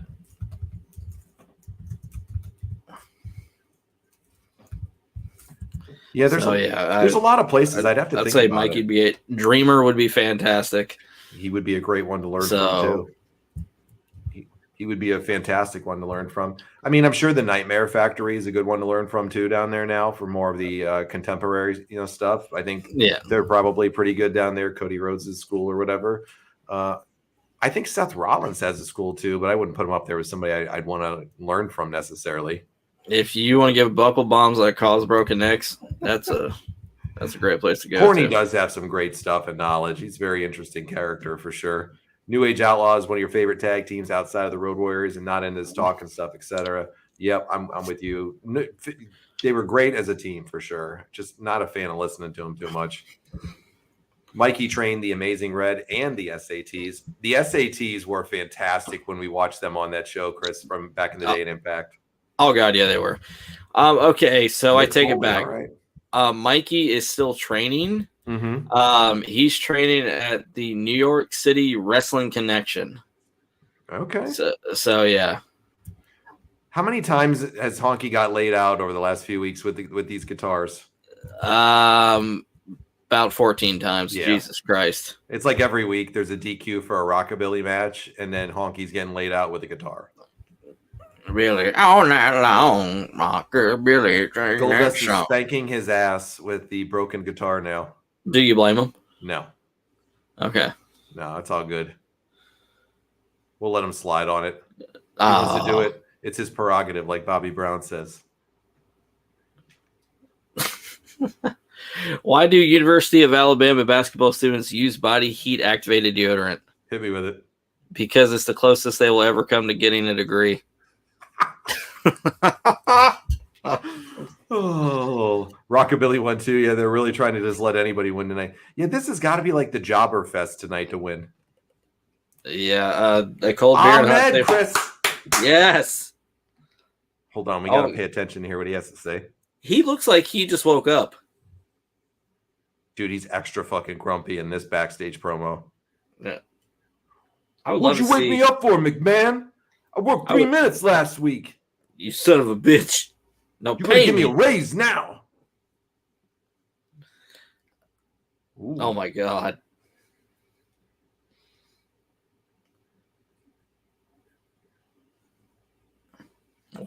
What's the truth? What is the truth? Get to the point, Ahmed. Oh, my God. When has a black man ever been able to get a shot at the title, Vince? He just asked him. Right up to this point, they were considering giving him a run with the belt. Yeah. This probably was how they were trying to maybe draw some interest into him as a champ potentially, because he was pretty popular and over, in all fairness to him at this point. Yeah. But this is also setting up, I think, his turn to go to the Nation eventually. Yeah. Daniel says, Ahmed, he's awake. Vince told him he had to get up for an interview. Ahmed stood up. Yeah. Oh, my God. Yes. I mean, honestly, how many black challengers were there really back then? Not many. No, not many at all. Not many at all. That's the facts. It's a very true point. But you know what you got to like with McMahon, though, is McMahon let that air on his product. And I'm saying this, too. Yeah. You know, people can knock Vince and the WWF for everything, but he just gave the free speech to basically shit on his own company and say, where's there ever been an African-American fucking champ. Yeah, and he that put is it right true. on his show multiple weeks now in a row. So, Well, it's kind of like with the CM Punk pipe bomb. yep. Yeah. Vince let that go on the air. Daniel wants one of those Ahmed shirts. I do too. You got to go find that, man. No. You got to find you one. Oh my God, yes. Harvey Wimpleman. Austin's recruiting him to be his partner, but the Brooklyn Baller here wants to hop on in here and be his partner. And I don't mean to be like a smart ass and joking. I'm dead serious. Why isn't the Brooklyn Brawler a Hall of Famer? Do you I'm really serious. think he should be? Yes. If you're going to do that for him, you got to do it for Barry Horowitz then. God damn it, no. You got to do it for him then. No, I'm That's just my talking opinion. About his I'm backstage, all the years he worked there. Yeah, all that, like his contributions and everything. Holy fuck, I found a $275 Ahmed Johnson shirt. Wow. I'm gonna give you a big 10-0 on that one. Oh my God, it's on eBay. Lorenz says, I love ISPW, who are based in New Jersey. They've been running on and off since 99, I believe, or before. Great indie pro wrestling. Crowbar wrestles from. Crowbar's a great talent, too. Oh, dude, Crowbar was a blast to watch in his World Championship Wrestling days. Daniel says, my if God. Austin really needed a better partner than Sean, Sal is backstage somewhere, sincerely. He's ready for business at all points in time. He is. He's got a gimmick for any time of the week, the year. It doesn't matter. He's got a gimmick locked down for you that he stole from somebody. I agree. Is this the same commercial from earlier that they're replaying again? Oh my God. Oh my God. Like they couldn't have made this a little bit better for the second time? No.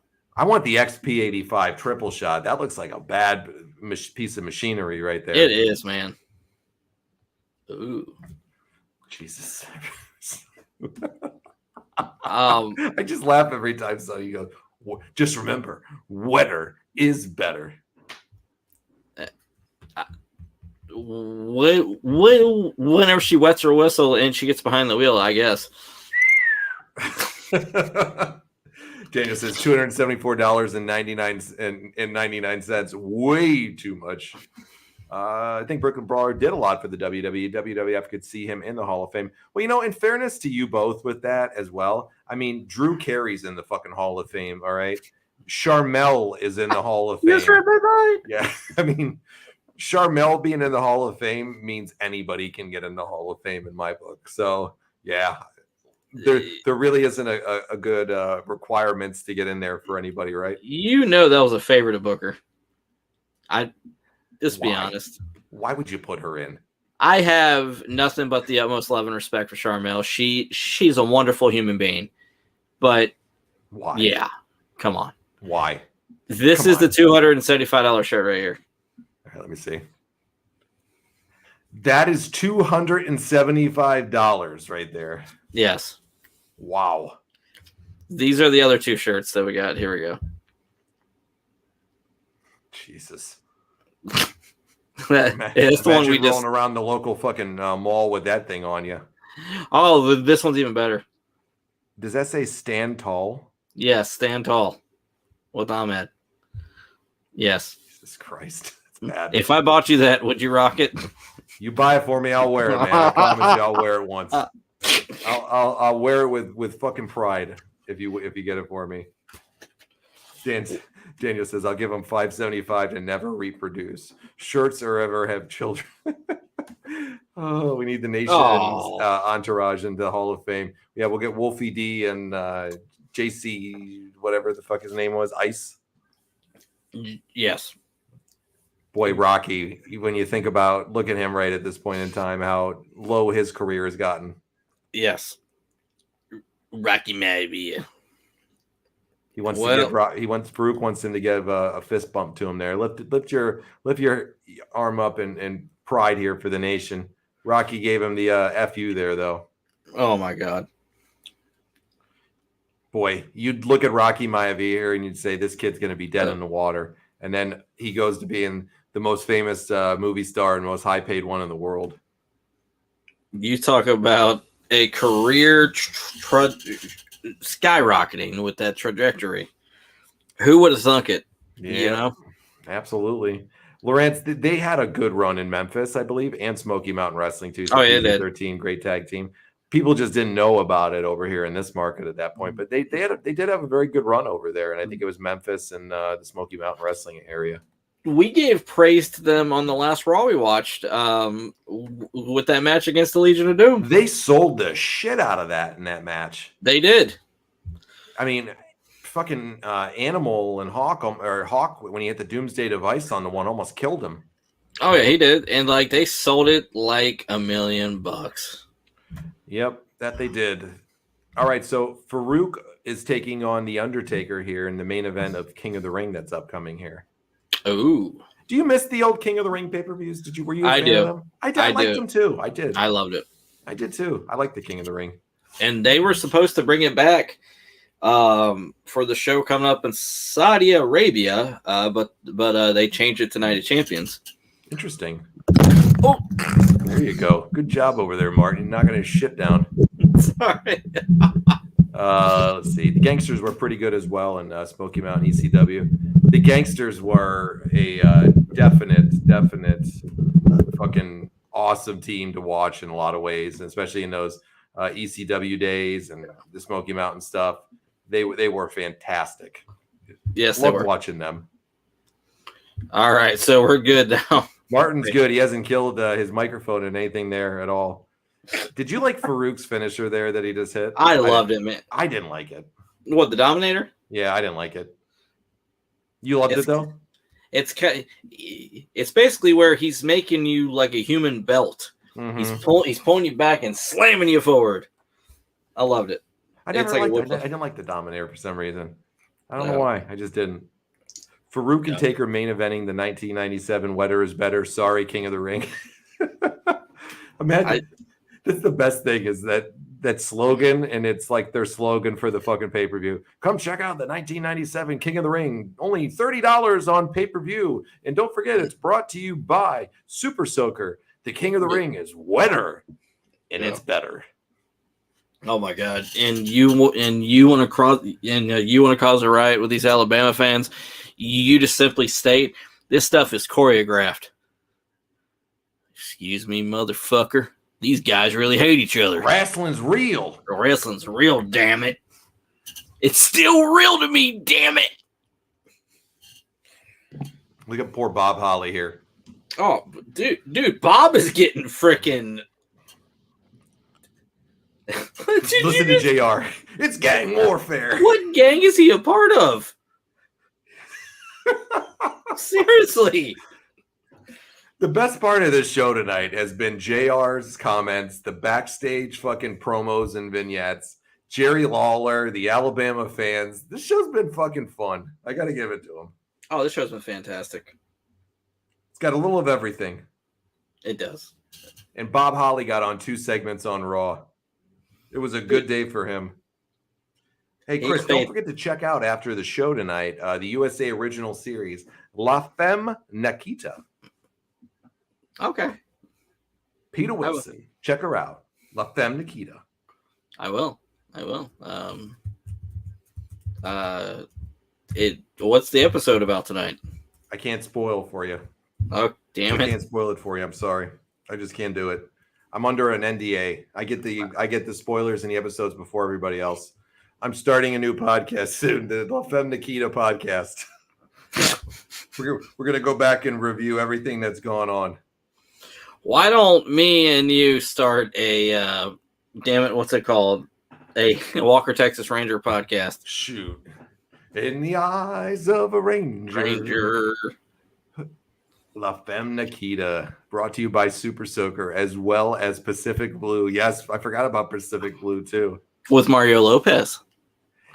Ace Starling, talked to him through Facebook. He wrestled for SMW, WWF, etc. Also tagged with Crowbar, Devin Storm as the Extremist. I don't know Ace Starling. I can't remember him offhand. Do you know him, Chris? Sounds familiar. Hold on. Let me look him up here. I'm going to look him up. It's gonna get to me. Let's see. I remember this guy. I do not remember this guy. He's been around. He's definitely been around. Looking at his bio, I see the picture here with Devin Storm. Doink. He was one of the Doinks? Yes. Oh, okay. There you go. I did not know that. He looks like a less jacked version of Scott Steiner with the mullet in some of these pictures. He does. And then he looks like the Brooklyn Brawler with short hair. Dude. Oh my God. Do you hear the Undertaker in character talking about the race card? Undertaker's taking this one to the next level here. Not race cars like Sparkplug Holly, but race card. What? Oh my God. Did you just hear him? Yeah, I did. That definitely ain't going to get over in today's day and age either. I'm not white. I'm not black. I'm the Reaper of Souls. Well, what's wrong with the other people? Oh, shit. Okay, yeah. More power to them tonight. They definitely did not have any filters on the programming this evening. You can tell that they're getting ready to hit the Attitude Era. It's kicking in full gear. You know, Lawrence, I watched a few episodes of Yellowstone. I did hear they're only doing one more season. I watched a few episodes of it. I liked it. It's something I'm going to go back to one of these days real soon. Yeah. Everybody just raves about Yellowstone. They say it's amazing and all the spin-off series of it. Daniel says, you had the dead man against a man whose gimmick was complete race influence. Not a good idea. Yeah. Oh, my God. Oh, Jesus. Here's Paul Bear. Poor Paul. Look at him. He's all in his wounds from those burns. Straight up. I don't even know why Paul Bearer tries, especially with Kane, because we all know Christian and Jungle. Damn it. Christian and Luchasaurus are way better than the Undertaker. Oh, damn it. Than Kane and Paul Bearer. There you go. You got that. I can't believe whoever that was that put that up there. Some people need to wear those facial coverings. Daniel said, yeah, that's true. Lawrence said, I miss the days before PC culture. I do too, Lawrence. You know, like, I'm all about being respectful and shit, but we live in such a sensitive world today that people just, you blink wrong at somebody and they're gonna put something against you, try to cancel your ass. It's sad that we also live in a world where facts are viewed as secondary, and your opinions and feelings are what basically conquer things, and I just don't understand it. Yep. You come back to me, Undertaker. Oh yes. Oh, he's planting those seeds for Kane now. Did you see that video I sent you about Jerry Lawler and Paul Bearer talking about Mrs. Undertaker? I did not. I'll have to go check it out later. I get so many different videos from you in a day. It's hard to keep up. I know. Sorry. I get through about 80% of them most of the time. I love them. I love them. Anytime I get a break throughout the day, I go pop on one of the funny ass ones that you send me. Chris will be throwing it back here. Chris stays up way later than I do. It'll be like 4:30 in the morning. And Chris will send over a hilarious, Twitter clip or meme or something like that. So I wake up every morning, looking at here's a message from Chris at like 4:30 in the morning with some fucking random shit with Dusty Rhodes on a commercial for hemorrhoid cream. Well, the thing is because guys, John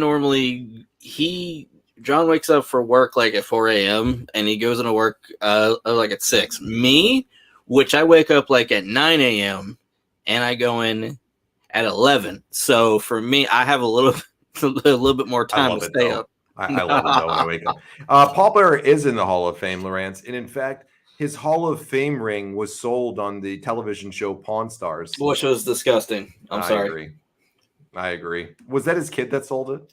It was a friend of the family. Oh, okay. And with all due respect, Paul earned that ring, and I think it's fucked up they sold it. Well, I mean, if he gave it to somebody, it's their right to do whatever they want with it. I get that, but I'm sure he wouldn't have wanted that thing pawned. No. But if you needed the money for some reason, okay, I guess. I don't know. I think WWE Lost Treasures should go look for that ring because it's a part of history. That show's hard for me to watch because why? The first episode brought out that fucking goof, GWC, the Greatest Wrestling Collection idiot. And that guy has been a thorn in agitation in my side since he did that show. Every fucking where I see on these wrestling boards, he's posting some shit for his collection. And then he's sitting over there smoking cigarettes and smoking fucking weed nonstop, and with all this amazing wrestling memorabilia in some shitty dumpy house in Detroit.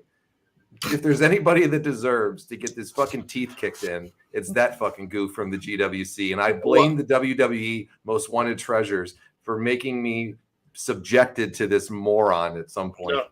Daniel loves him though. Daniel thinks he's the fucking best. Well, the guy owns 2 houses, and his second house was specifically designed for all his shit. You know that? I'm sure the guy's a nice guy. I'm sure he's a nice guy. He just rubs me the wrong way. All right. So what he's got to have a fucking catch line for everything. You fucking butterball biscuits. And I'm shut up. GWC, go away. Go away, sir. SummerSlam is in Detroit in August. It's time because that's where he's from. Oh my God. Daniel, you know he's going to be there. Yeah, you guarantee he's going to be there, man. Like that dude's going to be up there rocking out his stupid shit. Daniel and him party together. They're buddies, man. So Lawrence said that I still wish Kane ended the streak at WrestleMania. I have nothing against Brock Lesnar doing it, but I feel Taker ending the streak would have been a good way to pass the torch. And in the book of the Taker, it's Kane Legacy and making. You know what? I could see that. You know, like the brother is the one that finally buried the streak. But the streak wasn't really that big of a deal at that point, I don't think, right? Like they would mention it in passing, but it hadn't become the blown out thing that it was, though, right, Chris? No. The streak started to really hit right around, let's say, like WrestleMania 17. Right after he beat Triple H for the first time. That's when they started to pay attention to it. Yeah, I mean, they would mention it, but it wasn't as big of a deal as it was towards all those years later. But Kane would have been a good guy for sure. Like, that could have beaten it in some way, I see. Daniel says, who do you think gave GWC the eye for the knockoff shirts of the NWO logo? Camel Siggies really get the creative juices flowing. Oh, my God. And one of the rumored people to beat The Undertaker's record was Ted DiBiase Jr. What? Yes. He needs to beat his court case first before anything, man. That boy's facing some hard time. The big boss man's getting reincarnated to welcome him to the local, Pokey. Yeah, the local Pokey in his area for the shit that he did. Speaking of Pokey, do you think the DiBiase posse will show up in full force? I think the DiBiase posse has long since abandoned that ship right now. They're gone. They're adios, muchacho. They're done. I think Jeff Farmer is the last remaining member. He's like, I'm going full force. Yep. This has been a fantastic show. It really has been. It has been a very interesting show with storylines. The matches weren't anything to like at all really great or anything like that, but they definitely had some hilarious backstage stuff. They had some good build up here, and they're building up for next week here to close off the show. You know, Austin and Sean are fighting it out, but you know, they're going to have to be tag team partners here soon. Oh, yeah. And one of my all-time favorite tag team matches is me coming up within the next few weeks. So it's going to be Austin and Michaels versus the Bulldog and Owen for the tag titles. I cannot wait to watch that with you guys. Heck, I don't remember the match, but I remember what happened. When I did the watch-along for my 3 favorite Owen Hart matches, it was like last year, or like the year before. That was one of like my top 3 favorite Owen matches. Gotcha. DiBiase podcast should be quite fun. Daniel said he didn't get to take a streak, but he got Mississippi. Let's see. So they won't pay the court off like buying the WWE title off Andre. Yep. Oh, there's going to be a lot of interesting things that'll come out with that one here. So, all right. So the show, what do you give it tonight? You give it thumbs up, thumbs down, or in the middle? Thumbs up all the way. Fantastic storytelling from like top to bottom. Jerry Lawler stuff about the Alabama people was absolute fucking gold. Seeing Bob Holly in multiple segments, getting the upset against Owen Hart, just the stuff with Steve Austin and Shawn Michaels, it's just building up, and it's kind of like they have to work together to defeat the Hart Foundation, but they can't get out of that. Like, they can't get out of their own fucking way with hating each other. So, I mean, like, the storytelling is just off the freaking charts right now, and it's just getting better and better and better. I give it a thumbs up all the way. Like, the threading throughout the show, chef's kiss. And once again, this goes back to what me and John talk about, the fact that you can have extremely bad matches, but the storytelling is so strong that the matches don't matter. Yep. And this is a prime example of that. Yep, I agree, man. Daniel says, I'll give it a fun jobbers thumbs up.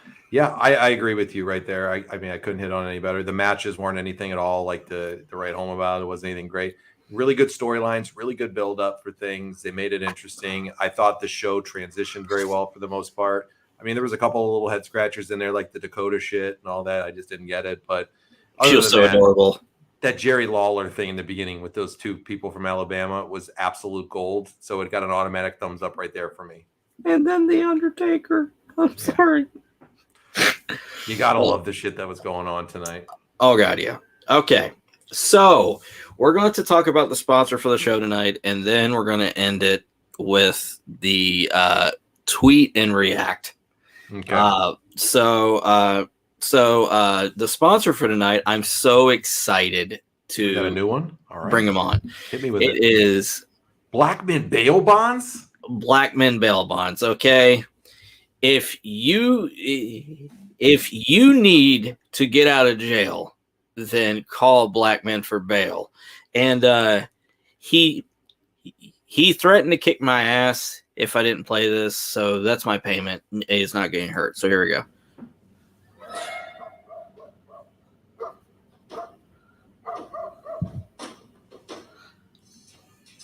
Now, there's an easier way to do this. If you want out of jail, call Blackman for bail. As a former WWF wrestler, I guarantee we can slam the competition. I have offices in Dauphin, Cumberland, York, and Perry counties. That's 24 hours a day, 7 days a week. Call 919-2015. That's 919-2015. Don't let this be you. Don't spend more time in there than you have to. That's Blackman bail bonds. There you go. Wow. You know what you should do right now? While you're on the phone here, you should call Blackman bail bonds right now. Tell them you're locked up in Cumberland or where. Stop! No, I'm in the Cumberland County Jail right now. Hit me on a bunch of charges. Come get me. And they're our sponsor, but he will only cover those areas. So you have to be living in that part of Eastern Pennsylvania. Imagine, they did that show Dog the Bounty Hunter back in the day. Imagine, Dog would chase down people with his crew of misfits and everything like that. Imagine, Steve Blackman legitimately chasing you down, how fucked you'd be. This guy comes out with those fucking kendo sticks chasing after you. You better fucking stop right now, or the lethal weapon's gonna take you out. Boy, Blackman the Bounty Hunter, man. I would not want to fuck. Just imagine him and Chuck Norris teaming up. Just saying, that'd be scary shit. Power team. And to end the night, I'm going. Hopefully, you'll have a cameo next week. I mean, I will. You do. I will. You said you want to do a tweet, so I figured we'd do a tweet tonight. So, a cameo for next week. So this segment's going to be called Tweet. It's tweet and react. And I know there's a certain person you're not the biggest fan of, but I figured fuck it. I mean, you're not going to be sending each other Christmas cards no matter what's said. So I figured that I would just read this tweet off and see how you would react, because I know you are a respected veteran and you have deep feelings about 9/11. Okay. So here we go. This is by a tweeter by the name of it's B Shep, and we can kind of narrow it down to who that is. I ain't gonna say who it is. That fat fuck Brad Shepard again. I think that's maybe him. Okay. Anyways, oh my lord, he's back. Yes. So we're talking about the Backlash pay-per-view. All right. And the comment at the end, you think Brad's bad, this guy at the end is a complete dickwad. Anyways, look at Bad Bunny. Did you see him crying uncontrollably as he was introduced, or did he look like he belonged? That's the difference between a star and everyone else. And he was replying to a tweet that said, "Damn Bede, which I like your unbiased views, but sometimes you be coming off as a hater. Sometimes LOL. Let the girl have her moment. What do you really care that people cheer?" And we're speaking about Zelina Vega and how her family is from Puerto Rico. From the wonderful island of Puerto Rico. And she was proud that she was able to fight in front of her family and most importantly, her home people. I mean, and good for her. It was an emotional moment for her. Performing in front of her family. And cool. She had the most amazing moment of her career, and I'm happy for her. And she had a decent match with Rhea. She didn't win, but by God, she still had a great showing. Okay. And you think that would be the end of it. But no, we have a guy from lockbetting.com, aka Billy Body. That fucking piece of garbage is still around? Yes. He flip-flops from group to group to group to group. Basically what happens is he goes from Russo to the Keeping It 100 to Get My Go, back to Russo, back to just flat out. They deal with him long enough, and then they get annoying, and then they have a blowout, and then he goes back to one of his old friends because they think, well, it's been a good minute, so I think we can get along. That's until they blow up again. Did he really write this? She was sobbing like her daddy exploded. Get a grip. Yes. So what's that's referring to is Zelina Vega's dad was an unfortunate victim of 9/11.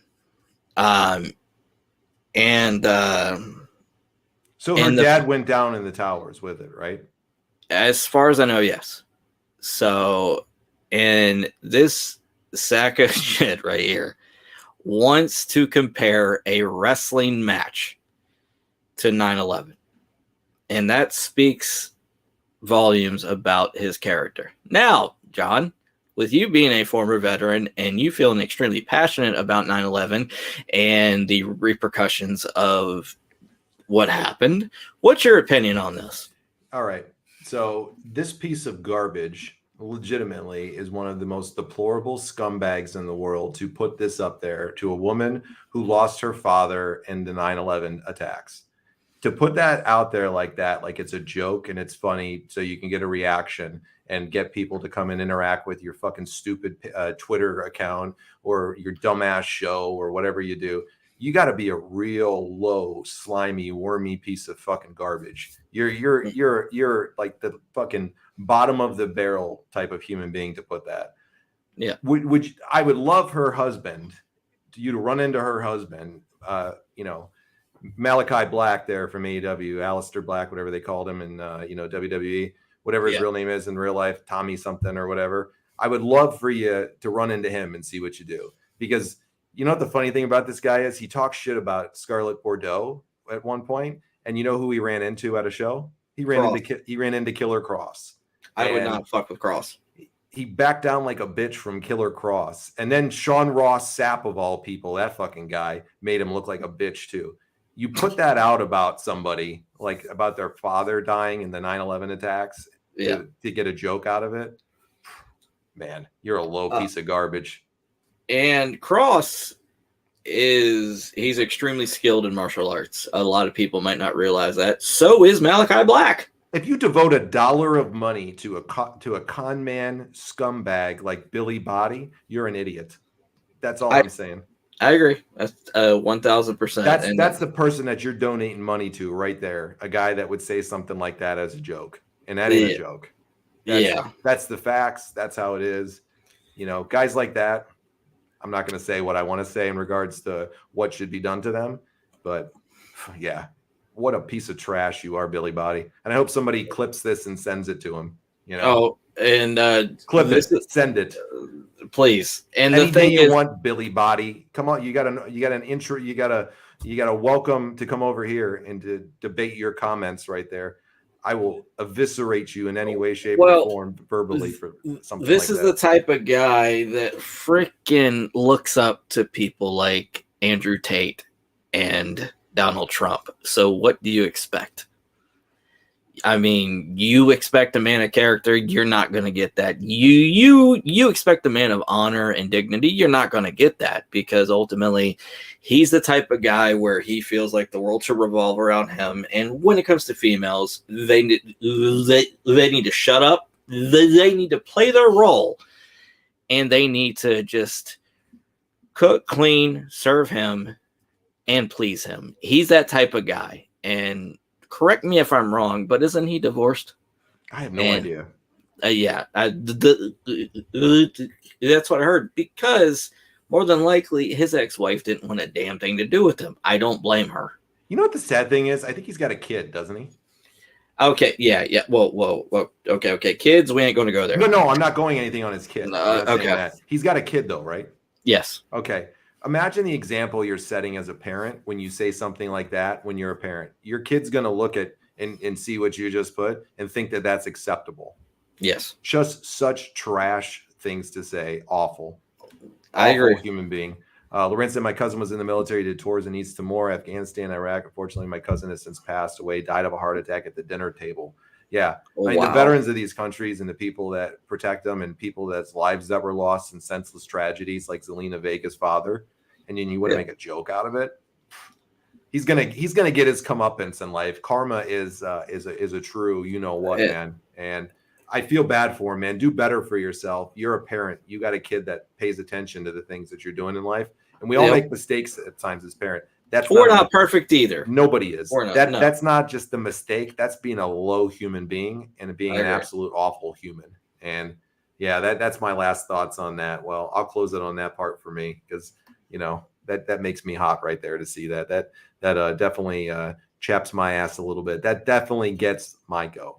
So. Well, and the thing is that it's sad, but those comments make other people look good by comparison. Anyway, but I hope and pray that everybody had a fantastic time tonight here on the Retro Wrestling Revival. We were watching Monday Night Raw, baby. Stone Cold Bret Hart, a kick-ass show. Next week, we will be back with WCW Monday Nitro, baby, and the fallout from Slamboree 97. And I'm disappointed. You know why, John? Because Roddy Piper did not do a thumb to the eye in the pay-per-view. Maybe we'll see it next week. I'm hoping we see that. We'll see it then. I'm telling you.